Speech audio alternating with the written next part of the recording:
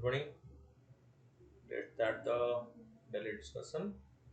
First topic is about the liberalized remittance scheme.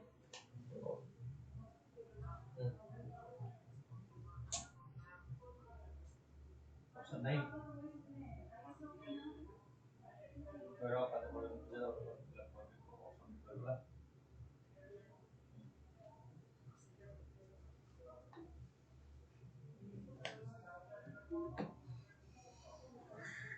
Okay.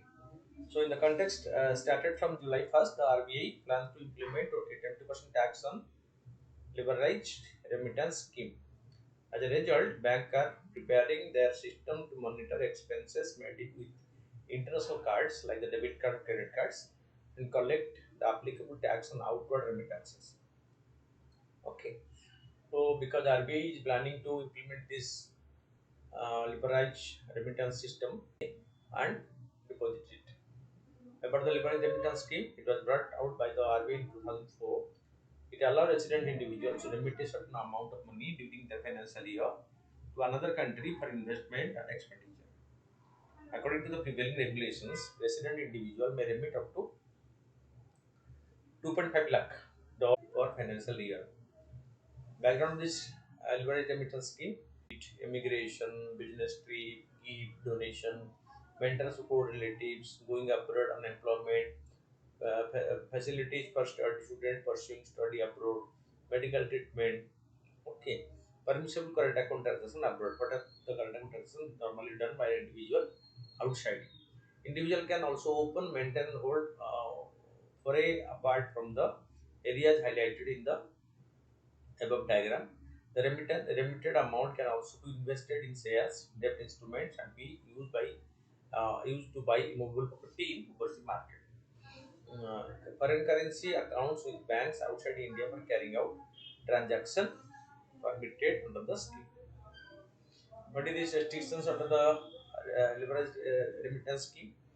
LRS restricts buying and selling of foreign exchange abroad, or purchase of lottery ticket or stocks, prescribed magazines, and so on, or any item that are restricted under the Schedule 2 of the Foreign Exchange Management Current Account Transaction Rules 2000.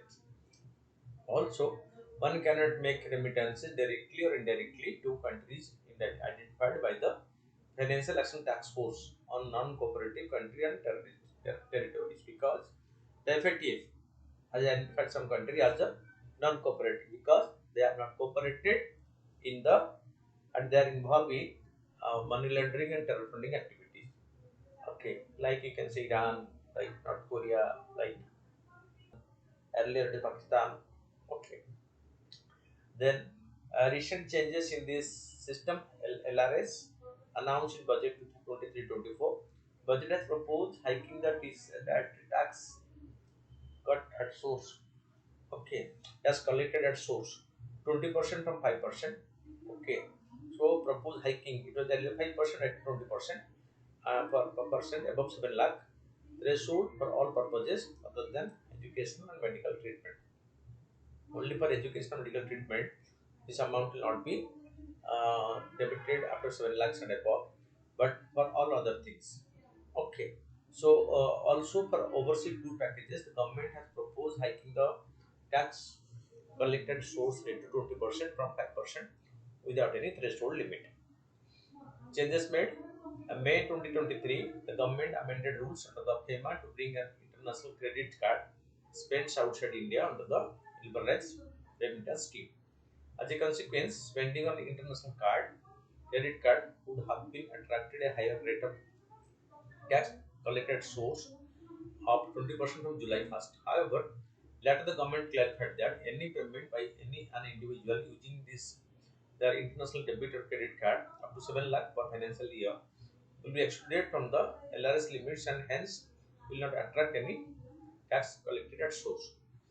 The tax collected at source is a direct tax levy which is collected by the seller of specified goods from the buyer and deposited to the government. TCS tax collected source can be adjusted against the over tax liability. It can be claimed as an income tax refund, or a person can avail of credit while filing the ITR or calculating the advance taxes. It will not apply on the payment for purchase of foreign goods and services from India.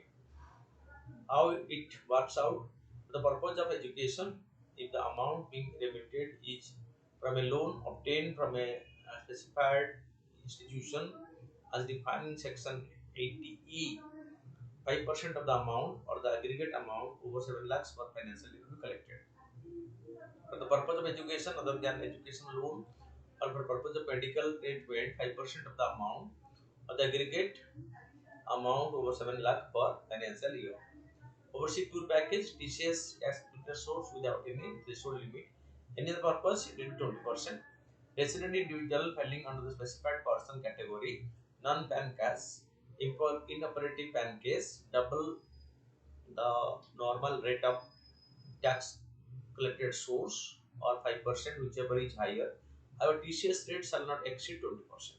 Highest tax collected source rate will be 20%.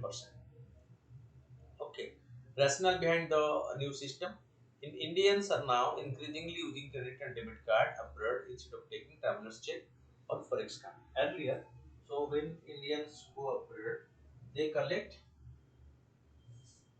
the traveler's check from the bank by making the payment. But with the technology being upgraded, so they are getting international debit and credit cards which they are using, and they are not going to the bank. So how much they are spending abroad, okay, so each unable to be tracked right now by the financial system in the country, because technology has made it easier for them to spend from their already issued debit and credit card.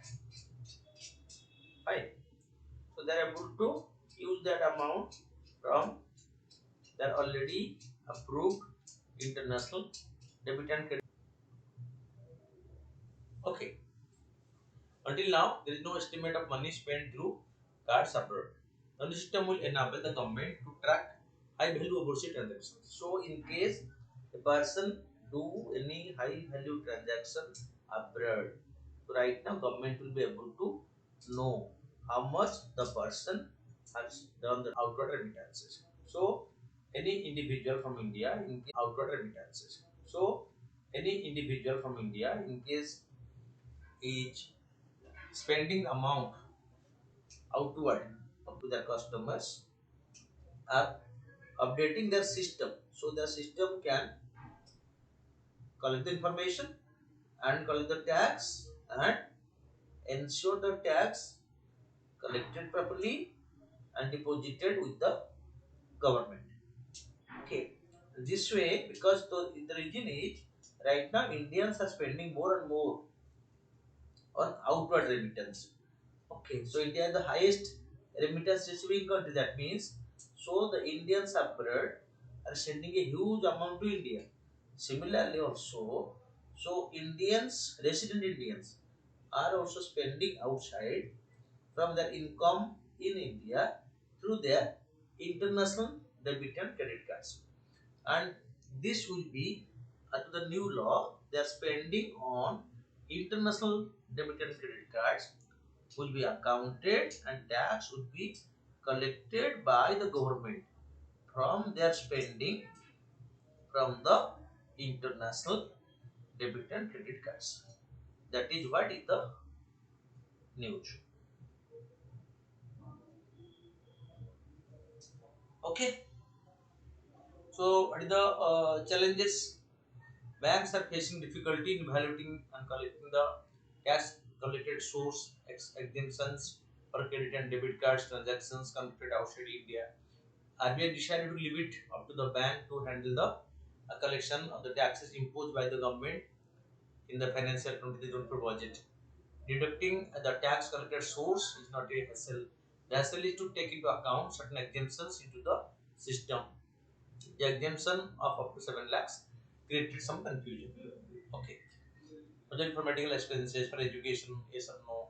All these will bring some hassle for the bank, but it will be in the course of time this will be sorted out, and so the system will be able to observe, and a new source of collection, the tax will be collected by the government from the Indians on their outward remittances. Okay.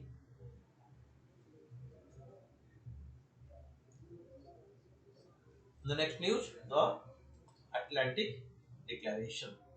The United Kingdom Prime Minister Rishi Sunak and the United States President Joe Biden recently signed the Atlantic Declaration, a framework for a 21st century US-UK economic partnership. The Atlantic Declaration is a symbolic representation of the political will in UK and US to work together on critical areas and make this alliance ready for the future. The new partnership, declared as the first of its kind, the declaration and its action plan are expected to promote a new type of innovative partnership to cover all areas of cooperation, including technology, economy, and trade, while deepening the trade and investment relations. The declaration is also expected to strengthen the UK-US cooperation in sectors like defense, health, space, and science. New challenges. The new declaration highlights that the nature of national security is changing with economics, and it is becoming more intertwined. The US and the UK are facing new international challenges, including from authoritarian states such as China and Russia, along with disruptive technology, non-state action, and non-state actors, and transnational issues like the climate change. So these are becoming emerging areas which are taken into consideration in their bilateral relationship between UK and USA. The US and UK are facing new international challenges. Okay, so significance, strategic relation. To deal with the emerging challenges, both countries strengthening NATO, implementing AUKUS. It is a trilateral security pact between Australia and the United Kingdom and the US, and advanced coordination under the US UK Indo Pacific dialogue. Reducing dependencies. This new economic declaration will work towards reducing strategic dependency as well as to building resilient, secure, and diversified supply chains. Technology. The focus will also be on critical and emerging technology, exploring ways to deepen trade and investment, and strengthening the US-UK alliance in sectors such as science, health, security, space, and defense. Action plan for a 21st century US UK economic partnership adapt aims to spread the economic relations to reflect today's challenges and identifies 5 pillars of about the US UK bilateral relations, special relations. The bilateral relations between Washington and the London are often called as special. However, in the past few years, the relations have been anything but going in the change. Post-Brexit scheme. So Brexit is the process by which Britain exits from European Union after a long association as an active partner in the European Union. So UK or England decided to break from the European Union. So that is popularly known as Brexit. And after Brexit became final, so Britain has to negotiate its trade agreement with most of the countries, because earlier Britain was maintaining its trade relationship with all other nations through European Union. And once it is out of European Union, so it has to sign all its agreement separately and independently. Okay. The relation has hit a rollback, first with the positive Brexit vote and then with the Northern Ireland Protocol. The renewal of the partnership. With this new Atlantic Declaration, both countries are stepping up their cooperation to set new standards of economic and technological cooperation. It represents the push by both governments to renew their partnership in a post-Brexit world. Okay. The next topic is India and the foreign relation. Significance of Prime Minister Modi's visit to Al Hakim Mosque in Egypt. So on each recent visit after USA, he went to Egypt and received the highest honor of the country for India, and it is for the first time that Modi is visiting Egypt after becoming the prime minister. And this year, Egyptian president, the chief guest at the Indian Republic Day celebration on 26th January, and on his invitation, so Modi visited Egypt, and so many agreements have been signed, renewing cooperation between India and Egypt, the two ancient civilizations. Okay, so Modi visited the Al Hakim Mosque in Egypt, signify the deep-rooted historical and cultural connection between India and Egypt, with a particular focus on the Dawoodi Bohra Muslim community. About the Al Hakim Mosque,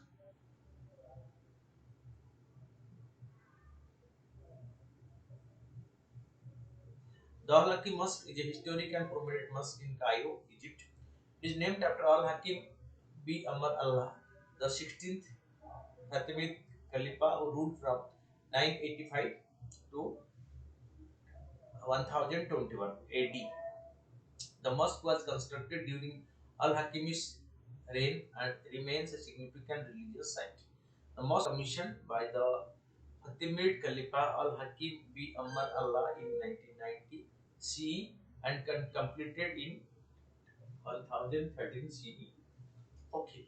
Al-Hakim was the sixth Fatimid Caliph and is known for his eccentric rule. The mosque is named after him and has since become one of the prominent landmark in Cairo. The Dawoodi Bohra Muslim community, the Dawoodi Bohra community are followers of the Islam who adhere to Fatimish Ismaili Tayabi school of thought. But this Ismaili Tayabi school of thought, the Dawoodi Bohra are a subject of Shia Islam and are known for their adherence to the Fatimid tradition. They are predominantly found in the Indian subcontinent and have a significant presence in India, Pakistan, and other countries. Originating from Egypt, the community later migrated to Yemen before settling in India in the 11th century. In 1539, the seat of the sect was moved to Sidhpur in Gujarat, India from Yemen. The Dawoodi Bohra Muslim community considers Surat in Gujarat their base, although they have a presence in Maharashtra and Madhya Pradesh as well. The Dawoodi Bohra have a unique cultural identity that is influenced by their religious belief and the religion they inhabit. They have their own language known as the Lisan al Dawat, which is a form of Arabic which borrowed word from Gujarati and other language. The community also has its own distinct cuisine, dress code, and social customs. And because they are close to Gujarat, more in Gujarat, and Modi was the chief minister of Gujarat before being the prime minister of India. So, establishing or strengthening the link with the community. So, he visited the mosque during his visit to Egypt in uh, Egypt. Okay, this is the significance. So, he visited the mosque because this particular religious community is predominant in India and especially the Indian state of Gujarat, where Modi was the chief minister before becoming the prime minister of India. So that is why the link has been further strengthened. Okay, population of Dawoodi Bohra Muslim in India. Official data suggests that the Dawoodi Bohra Muslim population in India is around 5 lakh. The community plays significant role in Gujarat, where their support has been acknowledged by Prime Minister Modi during the tenure of the Chief Minister of the state. PM Modi's connection with the Dawoodi Bohra Muslim community has always credited the Dawoodi Bohra Muslim community for the support and assistance in governing Gujarat. The community contribution in various fields, including business and philanthropy, have been recognized by Prime Minister Modi. Importance of Prime Modi visited the Al Hakim Mosque. Modi visited the Al Hakim Mosque symbolizes the recognition and appreciation of the Dawoodi Bohra Muslim community's historical root and cultural heritage. It showcased the Prime Minister's commitment to inclusivity and religious harmony. As a pays homage to the mosque with deep historical and religious significance. Then the Hasarish Mumbai, a new species of jumping spider named the Hasarish Mumbai was recently discovered from the rock close to the stream at the Bombay Natural History Society Conservation Education Center in Gurgaon, so the Goregaon East in Mumbai, Maharashtra. About the Hasarius Mumbai, it is a newly discovered species of jumping spider. These are spiders who, instead of trapping their prey in the web, stuck and hunt them by pouncing.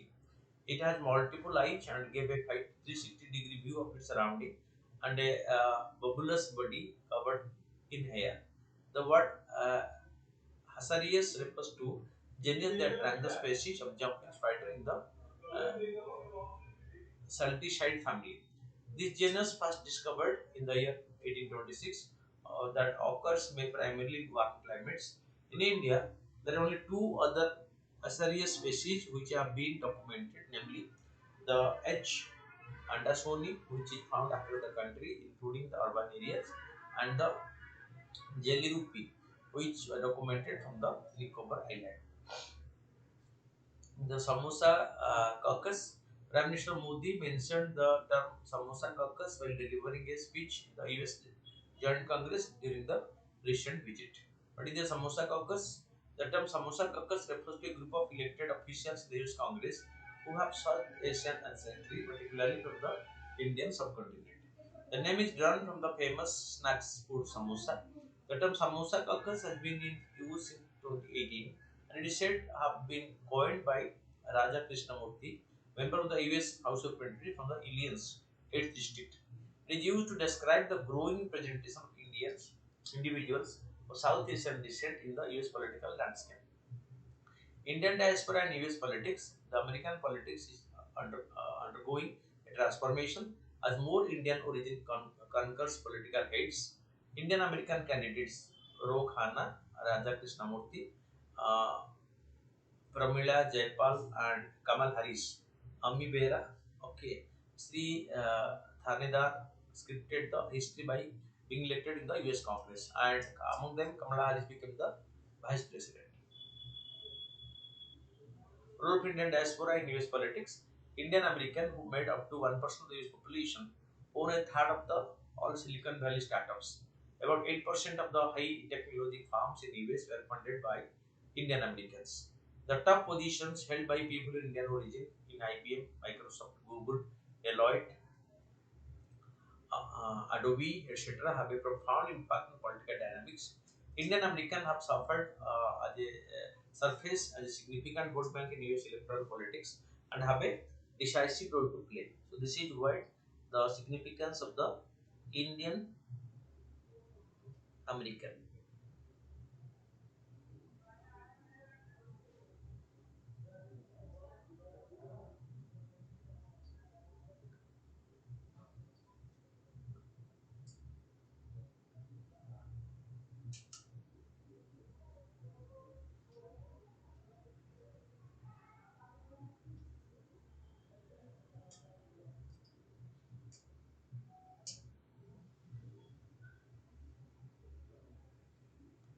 With increase in population and share in economic power, the focus of the Indian Americans lobby has inclined towards the concern of India. The diaspora generated much needed political support in the US Congress for changing the American non-proliferation law and facilitating civil nuclear cooperation with India. INS Sunana. The recently INS Sunana visited the Mombasa, Kenya from 23rd June 23 towards strengthening bilateral tie with maritime neighbor. The theme of the ocean ring of yoga. About this Sunana, it is a Surya class, Saryu class offshore patrol vessel which is commissioned at Kochi. It is based under the Southern Naval Command and is built at Goa Shipyard Limited. The warship is designed to undertake fleet support operation, coastal and offshore patrolling, ocean surveillance and monitoring of sea lanes, of communication, offshore asset and escort duties. It can achieve speed of 25 knots. The ship also has an automatic power management system. It is fitted with a latest navigation, communication, and electronic support system. Other Surya class includes INS Sumitra and INS Sumedha. But in the passage exercise, the maritime partnership exercise was conducted between India Navy and the Kenyan Navy. The crew of both the Indian and Kenyan Navy conducted drill, firefighting and damage control, boarding exercises, asymmetric threat simulations, and VVSS during the harbor phase.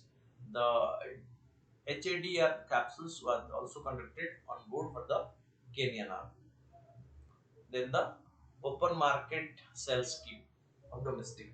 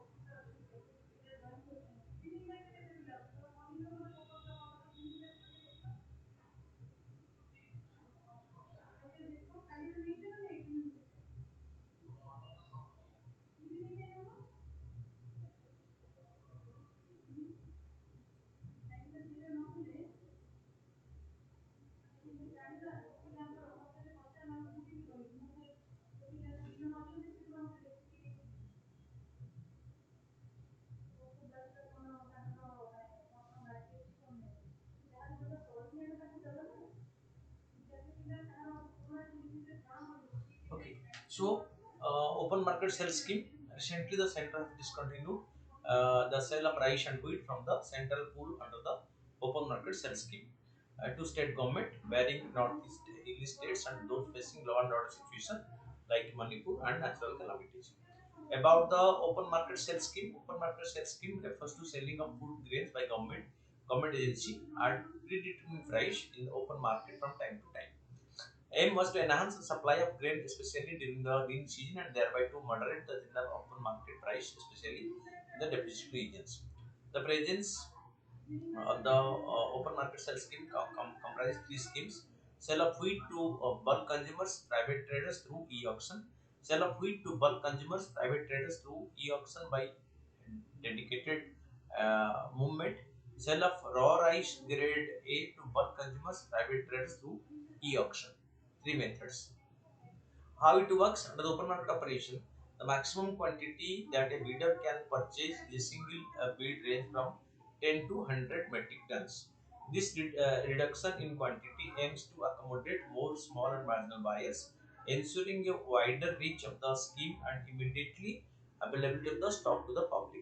By region to this, challenges such as untimely rains and temperature fluctuations affecting agriculture production in recent years has led to the release of stock under the open market operation scheme.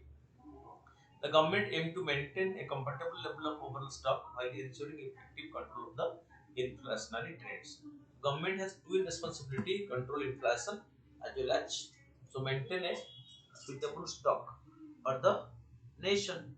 And if the amount is more and more released to the national purpose stock, okay, so from if the quantity will be reduced there, the Holy Police Memorial, Prime Minister India will pay its respect at the Holy Police Port Taifik Memorial in the Holy Police War Cemetery in Cairo, Egypt.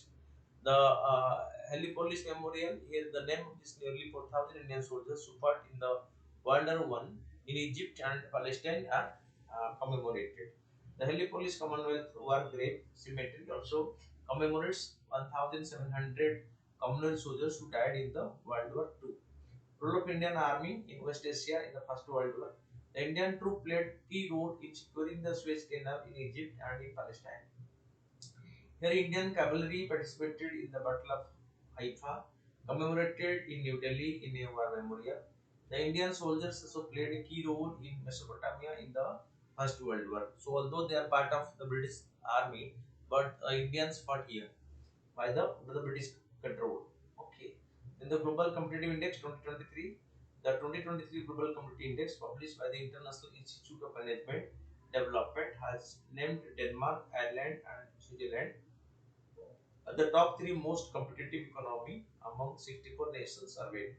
India's position: progress amid challenges. India, despite experiencing a slight drop of the three ranks, finishes in the 40th place in 2023.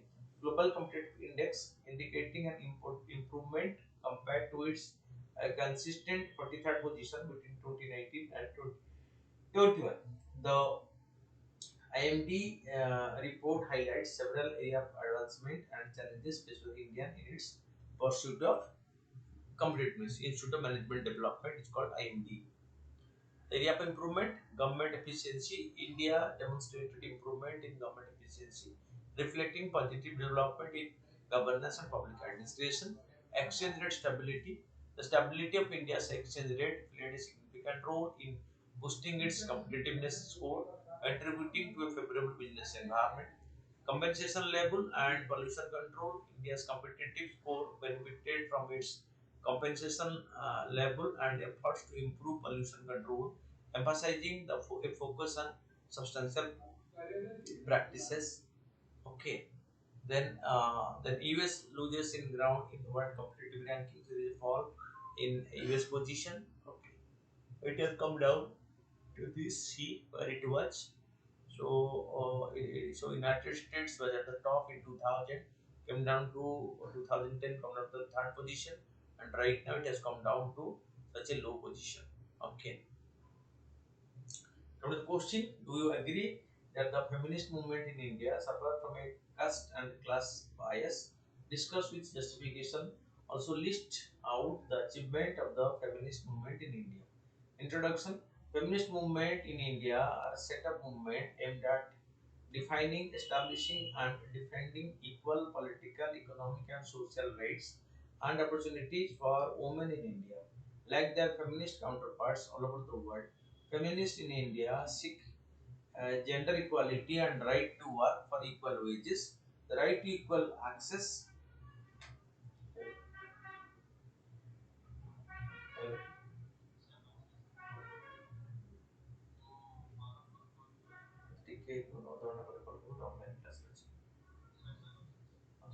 uh, in India, seek gender equality, the right to work for equal wage, the direct to equal access to health and education, and equal political rights.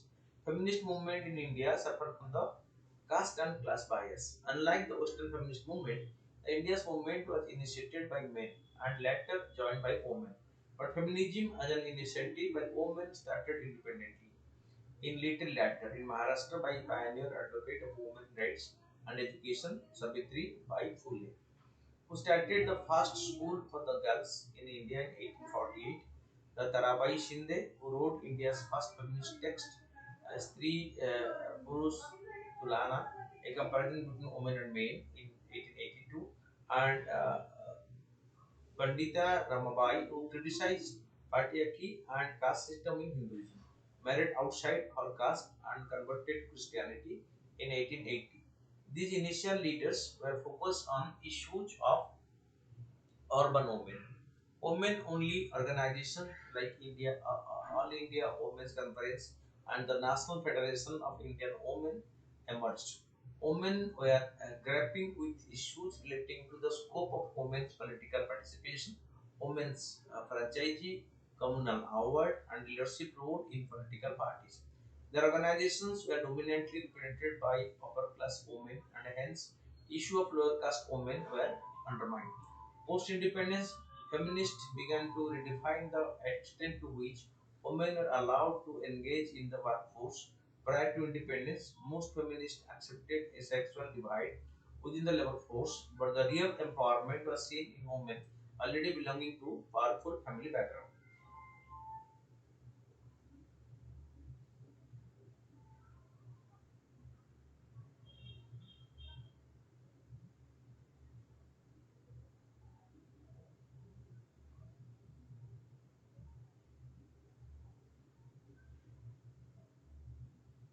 Okay, so they have especially been criticized for focusing too much on privileged women. For example, the Brahmo Samaj and Arya Samaj reformist movement and their likes were projected as an active engagement to liberate the Indian woman. But its critics argue that both groups were redefining tradition and therefore Indianness. Women were neither the subject nor the object of this discourse, but merely the site on which the debate were conducted. Then the Rasudari Devi autobiography brought out the abject condition of the arduous labor that engulfed the woman's life. However, critics argue speaks about the condition of the woman of upper caste household and women laborious lives constrained. Feminist historians claim that this was one of the first autobiographies written by women and is seen as a pioneering text for feminist struggle in India. In fact, the Me Too wave claimed to have its genesis in the Me Too movement in Hollywood, dominated by the white woman. The Panjara Tud struggle is seen as a mass-based movement against hostile curfews, regulations, and policing of women bodies in the university in Delhi. But recently, many Dalit, Bahujan, and Muslim women came out with a statement criticizing the Savarna women's dominance in the Pinjara Tud movement of Delhi. It has been accused of being hijacked by the urban English-speaking middle upper caste women and their hegemony. It also said that this movement ignored the need of the representation of the poorer or lower caste women, which also led to the creation of caste-specific feminist organization and movement. The maternality of women's marginalizes cannot simply be collapsed into a generic class category. This has resulted in reproduction of those margins and hierarchies within the women's movement. where the power imbalance between the caste has persisted and been rendered invisible. Women whose unification is set on the basis of systematic overlapping patriarchies are divided along caste class lines and through their constant to patriarchies and their compensatory structures. However, these limitations have not obstructed growth of feminist movement in India. In the last 50 years of feminist activism in India, has managed to challenge the 5,000-year patriarchal order, while the mainstream Indian feminist community is allied in its upper caste, middle caste, and urban affiliations. It has been reflective of these limitations to some extent, such that much of their campaign on livelihood or sexual violence has been for poor and rural women. Their main achievement are campaign against sexual harassment at workplace. Against women, it has been one of the central concern of women's movement in India since the 1980s. After much effort, they have managed to get the Sexual Harassment of Women at Workplace Act 2013.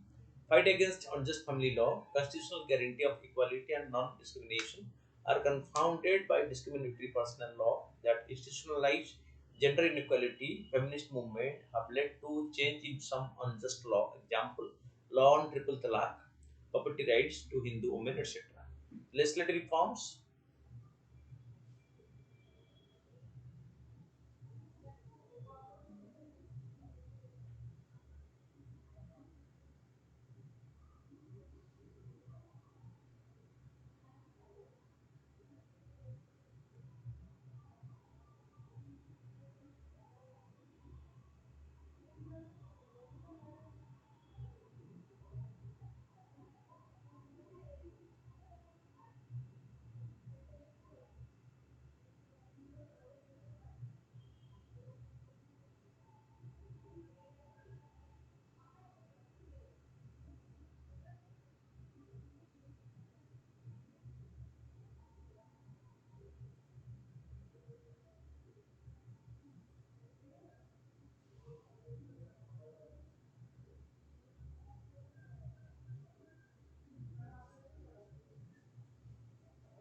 Okay.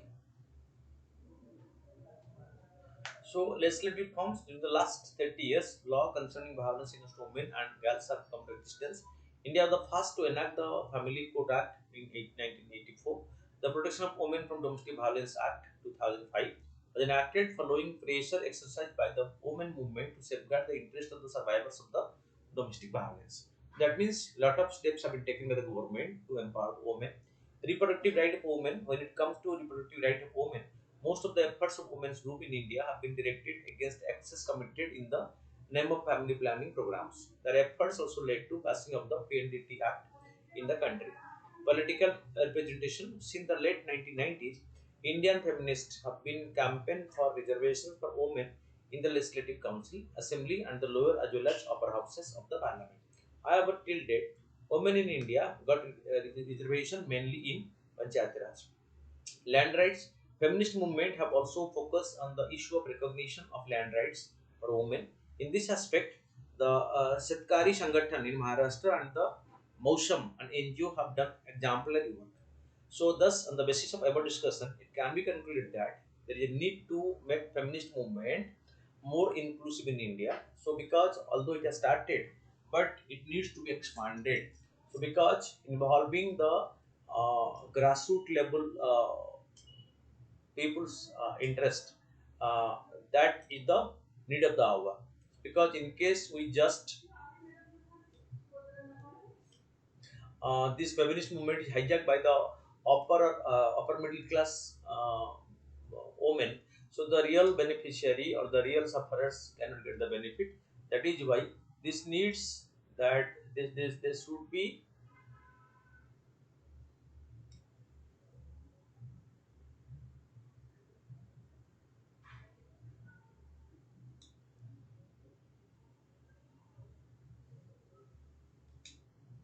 reoriented for this. Okay. Thus, on the basis of the above conclusion, it can be concluded that there is a need to make feminist movement more inclusive in India, but at the same time, their achievement in making Indian society more equitable cannot be neglected. Then come to the question, consider the following statement regarding the Atlantic Declaration between US and US and UK. It is a security agreement that currently includes NATO and the five alliance nations. So,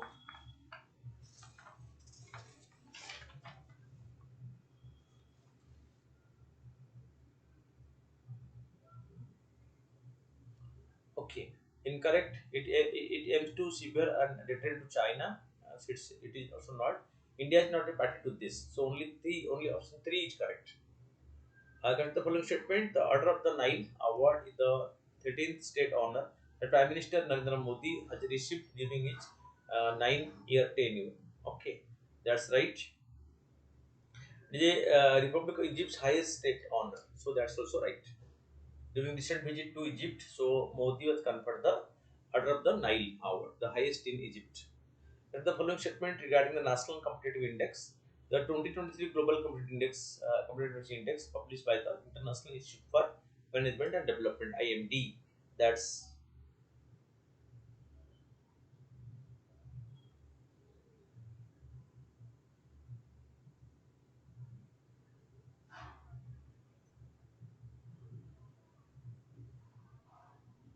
okay, right? India is the 14th place in 2023. Denmark, Ireland, Finland are the top three most competitive country. So here only two options are right. Okay, so incorrect is only two. Then four, the Balidan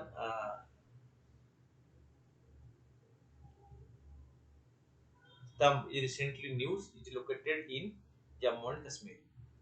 And the following statement, United Nations General Assembly on 7 December 1987 decided that 26 June every year uh, uh, to be celebrated the International Yoga Day. Fine, that is that is wrong.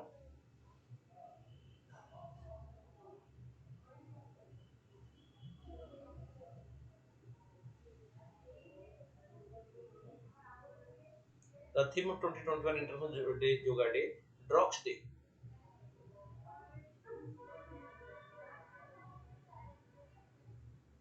Every year as International Drugs Day. Fine, right? The theme of this 2021 International Drugs Day, which was observed on 26 June 2021, was Share Facts on Drugs Save Life. So both are correct here. So this is International Year of Drugs. Okay, every year. It is that year should drug. The Al Hakima Mosque is historic and important mosque in Cairo, right? The Dawoodi Bohra Muslim are follower of Islam who adhere to Fatmi Ismail Tabi school of thought. So here, both are correct. Reference to the pelagic birds. These are seabirds that live on open sea and ocean rather than inland.